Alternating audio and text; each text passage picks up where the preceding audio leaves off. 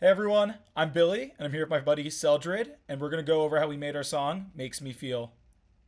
Yeah, it's the first track of our EP, which is out now on Clubby Boy. It's been out for about a week now, and we're absolutely stoked with how all you guys have responded to it. So yeah, we just wanted to break down a few elements and show you how we made it. Yeah, before we do that, do we kind of want to talk about the process of creating this song? I think it's super cool how this started in a DM. Like, you played one of my songs around this time last year. I listened to some of your songs, I loved it, and then we just decided to collab. So yeah, it was from what I can remember, it was a very basic sort of instrumental with like a beat going on and like that lovely vocal that you had there.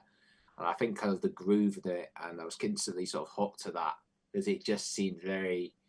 You could see the potential in it, and kind of from there, I had my strong points of like coming up with a bass line and everything just came into place really naturally, and that's what became the dub with the pianos and the additions. So this was actually the second mix we made, which is the club mix. And what we did is we took the stems from the dub and just changed around a few elements, put in some MIDI from the dub mix, and kind of used a hybrid approach to get the best from the dub into the club. Totally. And I think there's a good lesson there. Like, I had this track, it was cool, but it wasn't finished yet. And I decided, I was like, hey, I'm going to break this track down a little bit to make it even better with someone else. So I kind of like broke it down to build it up again, and it led to this really cool collaboration and something totally different. Yeah, 100%. I think that's what I was kind of what I was thinking as well, because you've got your sound that you've got clearly defined with like your raw drums, lovely sort of beats, and your beats inside out. And kind of like for me, I feel as if I'm quite good with my chords, quite good with my bass lines and things, and that kind of hybrid approach, getting the best from both of our sounds and merging into one. As you said, maybe taking some elements out and letting me bring some new ones in, and that kind of really made it fresh and really inspiring environment to create a brilliant tune out of. Couldn't agree more. So, okay, let's hop in, and we're going to start with the drums, correct? So yeah, we're going to start off with the drums. These are the stems of the drums that we got. Some of them were from the dub, as I said earlier. Some of them we've kind of done fresh for the club mix, especially with like the hi hats over here. So you got like a proper sort of jack in. That was just for the club mix, just to have like that, your sort of stereotypical sort of driving open hi hat sound. And yeah, most of the other drums is from the dub though. However, I did add my own kick also, which is this one. It's proper boomy, like really, really boomy kicks, like just digs in deep. And with the other drums from the dub, it kind of goes like this.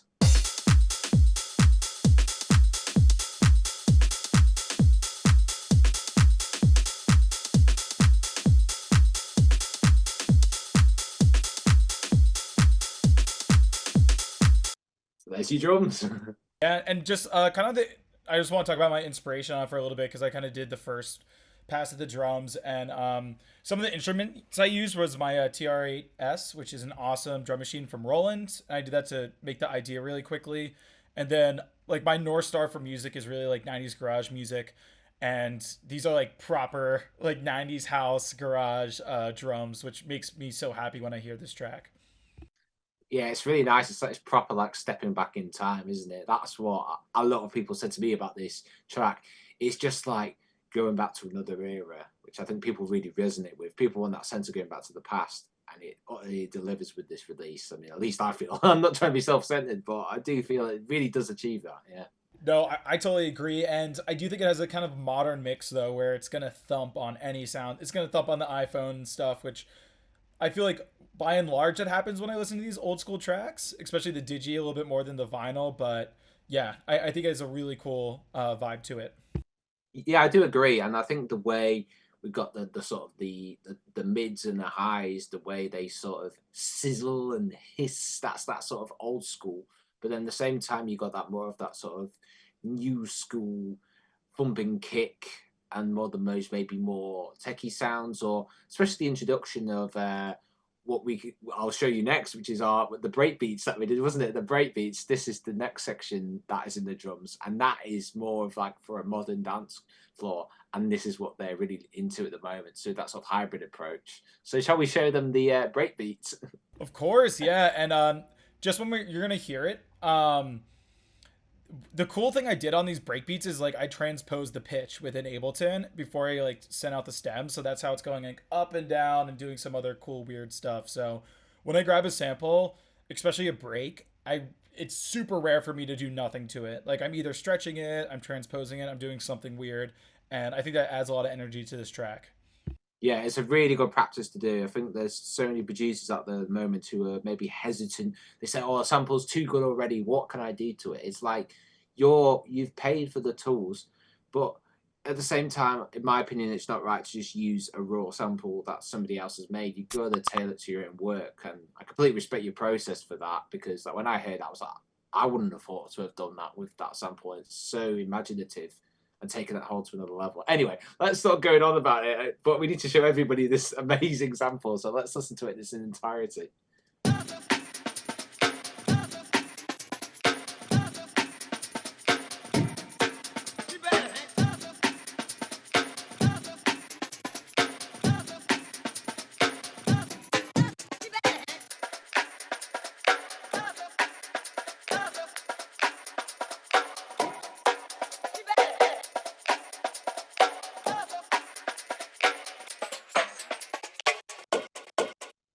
Yeah, crazy stuff, but man, it does hit hard. I kind of this is something I've been doing more recently in my tracks, and I think it helps is like I think of the like I really care about the energy of the song and like how the arrangement adds to that and the progression. And when I first we got to the second build of creation, I'm like, it just needs something else to get like Mm. hands in the air. And I fucking love breaks, man. And so this was a really cool thing to add. Yeah, I remember sending it to a good friend of mine, Irby, and she is the first thing she picked out when she was at club. She was like, break beats," and I was like, "Yeah, yeah, you weren't expecting that, were you?" And that's just what it is. People won't expect it, and it's like, yes, yeah. Couldn't agree more. So we got the drums down. Is it melodics the next thing we want to go over? We got the bass line. The bass Oh, line. the bass line. This is how it hits with like what we took it. So with the club mix, we had this sort of sampled sound that I took from Billy's original idea, and I pitched it up and down a little simpler and kind of made a little melody out of it. So from that, I created a new sound with a lovely little bass preset that I used in a lot of my other little solo tracks and other collabs as well, called Guitar Bass. It's fantastic, this one. Ableton stock, amazing sound on it, but it's just got proper sort of deep warmth in it for like a digital instrument. So yeah, it sounds like this with the beat, but yeah, it just absolutely goes so well with the kick and everything.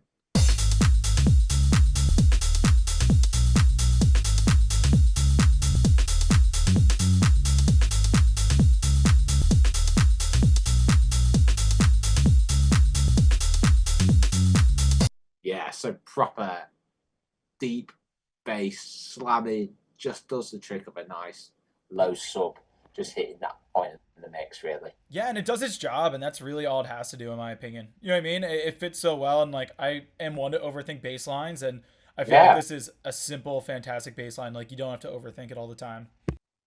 no, exactly. I think it's just got to serve the purpose. In this track, it's very simple, isn't it? It's very, very, very simple. You've got to let the other elements do the talking, like the vocals. It's very local led track, this one, and the pianos as well. It's just got to sit in the background, keep the dance floor driving, keep the dance floor grooving, going with the kick really nicely as well. So yeah, that's all it's supposed to serve really. And yeah, just simple little bass line just to do the trick really. Great. All right, now we got the melodics then, because I jumped the gun earlier. Yeah, well, let's start off with these piano chords, which is kind of the first one is what we took from the dub mix as well. I came up with this lovely little chord melody on my M1 plugin, and I kind of the original bit was this.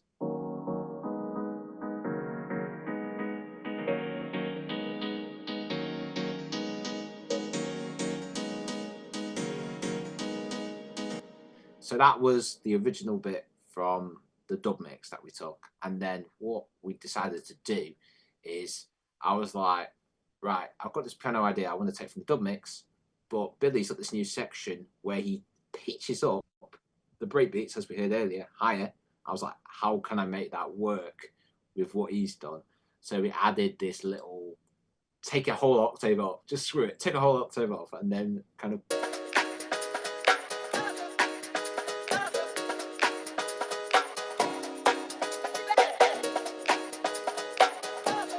So yeah, that was that idea that came into place from there as a follow up, and then we took it one step further. I decided, and screw it, layer two piano chord melodies on top of each other because why not?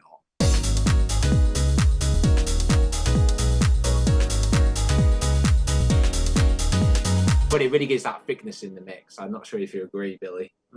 Yeah, I totally agree, and I think it's so cool in that like last 8 bars. It sounds like a little toy piano, and then even though it's going during the drop, like it just fits with the bass line so well, and it slaps, even though it sounds like yeah, like a little kid's piano with the octave. Yeah, 100%. I mean, it's got that raw mix to it, hasn't it? But it just fits in quite nicely. It's like just that perfect little addition for that part of the track. Just that part of the track. It's not the whole way throughout, but it comes in at the right place, definitely for sure. And I think the next thing to go is like that little horn effect and stuff like that because they're like more minor melodic elements, but they add so much to this track in my opinion.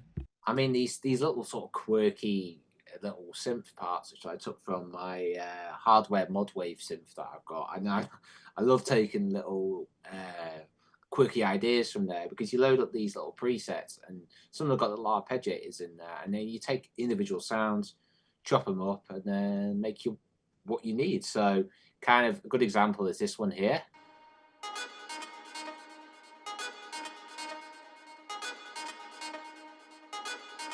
So a very, very sort of high high range sound, just like it adds a bit of percussion sort of element in the mix. It keeps that it's up there with it, which kind of helps to gel the beats together as well. So yeah, and then there's some other ones in here like this one as well, but that's like from a sort of chord arpeggiator as well. So just take a little bits from where as and when I load them up. So yeah. And I love that one that hits on the one because it like really like the beginning of the bar, it really makes the whole thing. It's like almost adding like a crash to like the beginning of every measure. It just adds a Yeah. little like energy fill. Yeah, definitely for sure. But it's like a creative way of doing that, isn't it? A way that it's not really too obvious. So yeah, I mean, there was another one they used to back it up like a low one, which was obviously that's with a sort of high resonance filter, but set in the lower range. So those kind of two built up with each other as well. As you said, creates that almost same punch as a crash. So that's that sort of it's got on it. So yeah, really adds that sort of element of punch to it. Cool. Well, going forward, I think we just have the vocal and then we could play out the track unless I'm missing anything. I know we have a few effects and the strings, but those aren't like super major elements in my No. opinion, but we can go over them quickly. Yeah, I mean, to be honest, they're self-explanatory, really. The strings and pads, like we've just got like your sort of your classic held notes. Well, I mean, I think to highlight here is creativity on your part, really, when you did this, like this sort of chopped thing you did with the strings. I was like, it's really, it's really quirky. But I was like, wow. And I originally thought, is this a glitch in Billy's stem or something? I was like, no, no, no, I know Billy.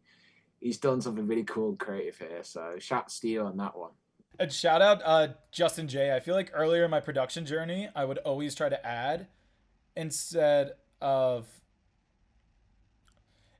adding's one thing, but then like now I try to like rework stuff. And like Justin J, I took a couple classes with him, and he was always Yeah. like, "Yo, you have most of the time you have the stuff there, just like switch it up, make it sound a little bit Mm. different." And I think that's really used heavily in this track. Yeah, for sure. I think that's a really good motto to go by with production. And it also allows you to see samples and things that are maybe even pre-recorded as saying, I could take this even further. There's no limit to how far you can take a sound, really. So, properly shows. Cool. Well, I guess next up will be the vocals then. Yeah, I mean the vocals.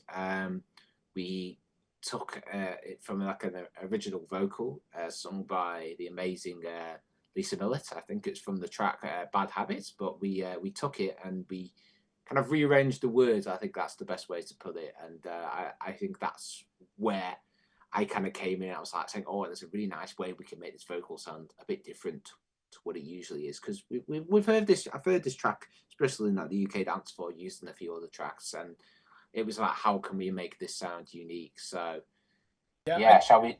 no, just to add to that, I think the original remix just had like the vocal going throughout, like the original like bad habits and you're the one to blame. Like that was kind of going out, and then we really stripped it back and like took a new meaning from the vocals and a new energy. Yeah, for sure. I think it's got a different sort of message to it, hasn't it, to the original track? Indeed, I mean that's what we've made. We've made it more. I don't know what the word to describe it is. It's definitely got more of a sort of. Oh, it's just got more. I mean, to be honest, it's like it's more sort of smooth bad habit, whereas this one's more sort of upbeat, a bit more raw. It's less smooth, and it kind of we had to change it up to take it from the vibe of the original vocal to fit into this one. I don't know if you agree. Totally agree. But yeah, let's listen to it. And if you want us to Yeah, do from the break situation, that might be the coolest thing because that's kind of like when the vocal really builds. yeah, I like this one. Like.